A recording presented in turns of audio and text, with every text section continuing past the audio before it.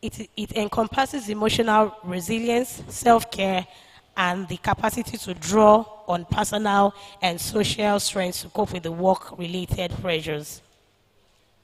Social work practice spans a wide range of settings, including healthcare, education, child welfare, community development, mental health, and crisis intervention.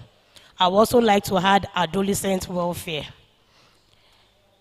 This diverse profession could work in divergent courses if not properly aligned to focus on the core values of the profession. Thus, the adoption of certain ethical conducts and mode of behavior like biopsychosocial assessments to understand clients within their label, and it has brought some levels of professional standardization among your members. Similarly, the collaboration across sectors to promote sustainable development and well-being of members has proven to be a defining factor among professionals who engage in diverse assignments with a unified objective. Thus, social work has emerged as a profession that requires collaboration across a wide range of interrelated sectors towards ensuring a systematic synergy that fosters efficiency within the entire public health sector. Why should we build resilience? Building resilience among professionals in social work is sine qua non, and what that means is that it is highly essential for sustainability. This is simply because the numerous socio-economic, ethical, and resource challenges faced in workplaces. Social work in Nigeria is barely recognized and often unrewarded within the wider society. Hence, social workers often have to contend with several resource constraints, systematic issues such as corruption, lack of formal bodies, and spirit. There are few bodies and spirit. There are a few ways we can do that. Number one, self-care. Number one, self-care. As a social worker, of course, you can create routines that allow you to rest, eat well, exercise, and relax. It is not selfish, it is survival. I know some organizations even declare wellness days and some mental health breaks. For some, I know in the IT companies, some organizations, they come 3 times in a week and they work 2 days from home. It's part of well-being, wellness day. It's part of well-being. So they look out for their staff by giving them 3 days at work and 2 days at home. We may want to be creative depending on our workplace. We might want to bring creative ideas on our well-being and how to care for our mental health. Another way is reflective practice. We should take time to reflect, maybe through journaling, writing your thoughts down, or writing from your experience, you write down academic papers. Through prayer, or talking with a colleague about what went well and what didn't go well in your sessions with your clients. Many of us draw strength from our faith, so don't estimate the power of prayer, meditation, or fellowship. You can find someone who has walked this path before us, that's our senior colleagues, a mentor that can help you gain perspective and remind you that you are not alone.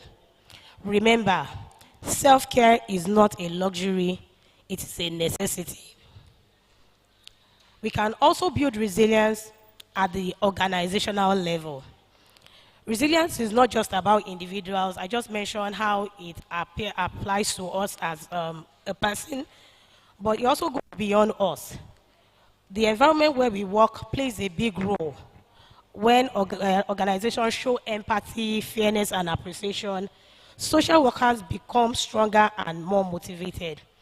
As a social worker, if you work in an environment that is not conducive, that is toxic, and part of your job is to see to other staff's mental health and well-being, leaders in organizations should not also forget that social workers are also members of staff in that organization, and all this affects them emotionally too. But by the show of empathy, fairness, and appreciation in workplace, social workers are motivated.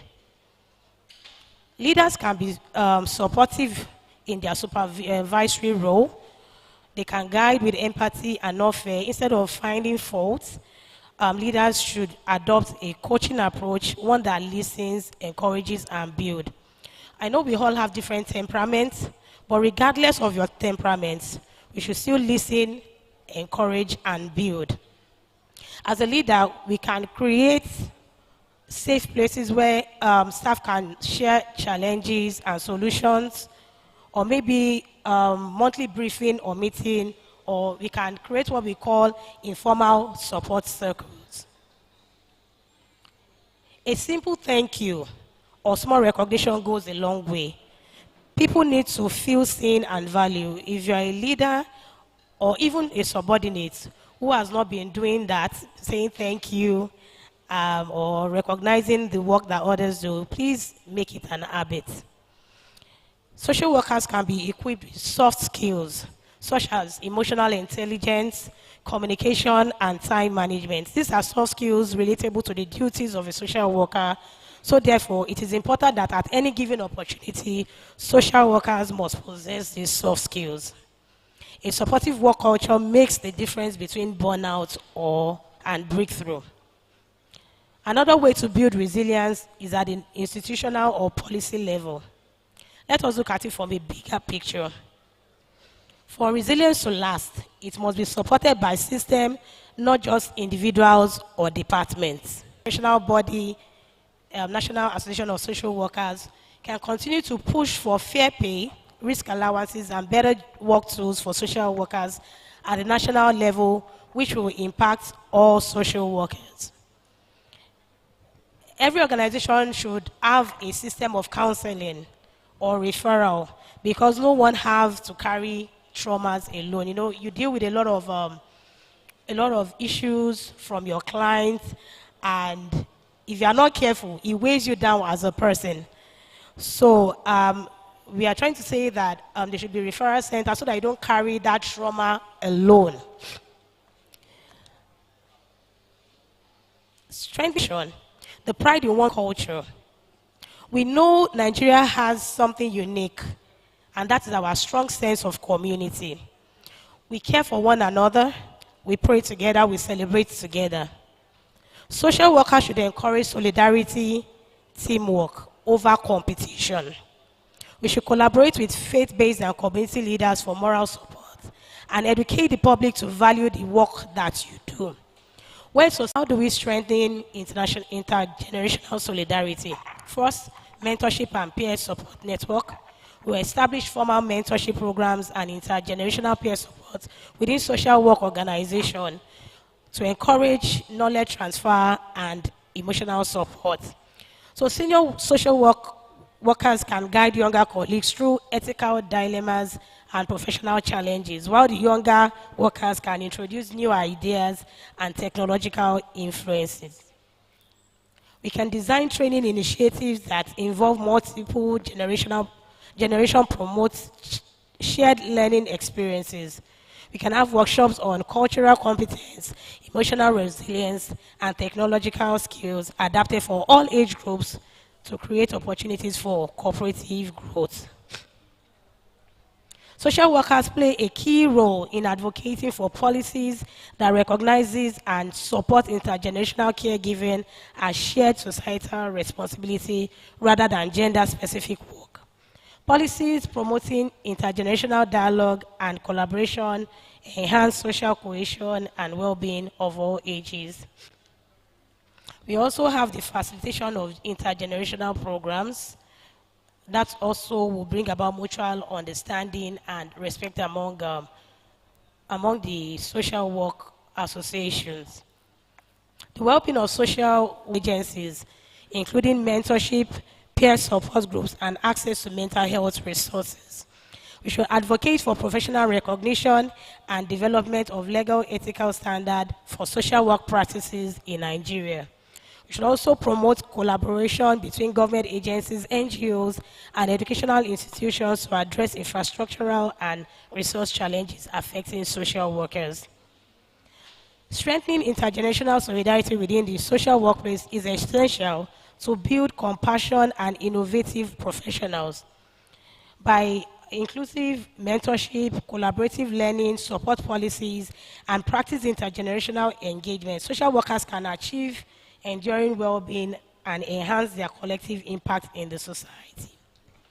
In conclusion, to really achieve a sustainable resilience among Nigerian social workers would require a multifaceted approach that addresses personal, like we have said earlier, organization and systemic dimension, strengthening emotional resilience, enhancing supportive work environment, and addressing barriers are foundational to ensuring the well-being and sustained professional performance of social workers in Nigeria. Resilience does not mean we do not feel pain or stress. It means we bounce back because we know our purpose and we have support and we are not alone. If we combine personal discipline, supportive leadership, and institutional reform, Nigerian social workers will not only survive the challenges, social workers will thrive. Let us make a commitment today to care for ourselves, to care for each other, and to keep the flame of compassion burning strong. Thank you all for your attention, and I wish you a successful deliberation. Once again, congratulations on the occasion of your Golden Jubilee, and thank you for the incredible work you do every day. Thank you very much. Thank you very much, distinguished guests, ladies and gentlemen. Put your hands together for this wonderful presentation. It may interest you to know that the representative of the professor here is nobody but Mrs. Aleo Oladayo, who is the Director of Human Resources at Adeleke University. Thank you, Ma, for that wonderful time. Thank you. At this point, I'll listen to my co-MC to run through some protocol, then we'll start in earnest.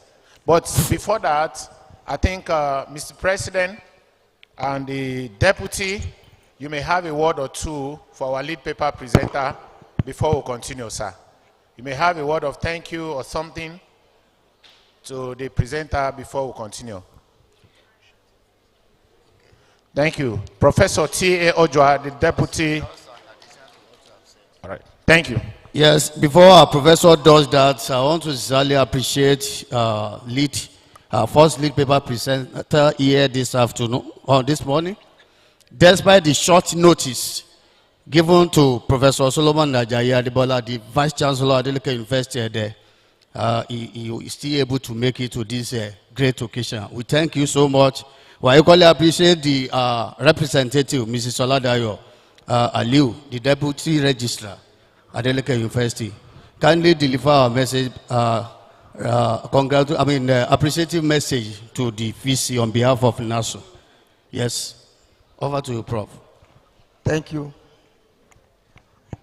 I want to, on behalf of our national president, the most diligent and resilient first social worker in Nigeria, Alhaji Mustafa Musuf, the man who, irrespective of circumstances, he delivers. Can you please join me to celebrate this one that God has given to us? The way you are celebrating him is as if you are angry. Great NASOW, service to humanity, standing on his shoulder this hour. I want to